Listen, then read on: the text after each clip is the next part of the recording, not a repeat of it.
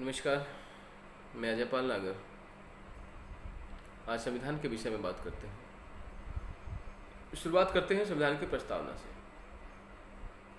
प्रस्तावना के शब्द हैं: हम भारत के लोग भारत को एक संपूर्ण प्रभुत्व संपन्न, समाजवादी, पंथ निरपेक्ष, लोकतंत्रात्मक गणराज्य बनाने के लिए और उसके समस्त नागरिकों को सामाजिक, आर्थिक और राजनीतिक न्याय, विचार, अभिव्यक्ति, विश्वास, धर्म और उपासना की स्वतंत्रता, प्रतिष्ठा और अवसर की क्षमता प्राप्त कराने के लिए और उन सब में व्यक्ति की गरिमा, राष्ट्र की एकता और अखंडता सुनिश्चित करने वाली बंधुता बढ़ाने के लिए दृढ़ संकल्प होकर अपनी इस संविधान सभा में आज तारीख 26 नवंबर 1949 ईस्वी को एतद द्वारा इस संविधान को अंगीकृत, अधिनियमित और आत्मर्पित करते हैं।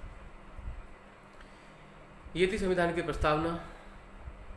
प्रस्तावना के अंदर 3 शब्द जो बाद में जोड़े गए: समाजवादी, पंथनिरपेक्ष और अखंडता।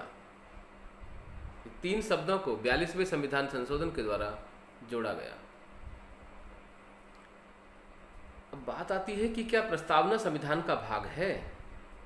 तो इनरी बेरुबरी यूनियन केस में सुप्रीम कोर्ट ने कहा था कि प्रस्तावना संविधान का भाग नहीं है। लेकिन उसके बाद केशवानंद भारती बनाम केरल राज्य में सुप्रीम कोर्ट ने कहा कि प्रस्तावना संविधान का भाग है, लेकिन उसके मूल ढांचे में परिवर्तन नहीं किया जा सकता।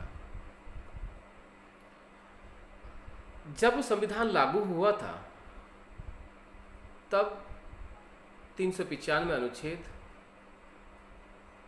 8 अनुसूची और 22 भाग थे। आज तक 460 अनुच्छेद, 12 अनुसूची और 25 भाग हैं। जब संविधान लागू हुआ था तब 7 मूल अधिकार थे, आज 6 मूल अधिकार हैं।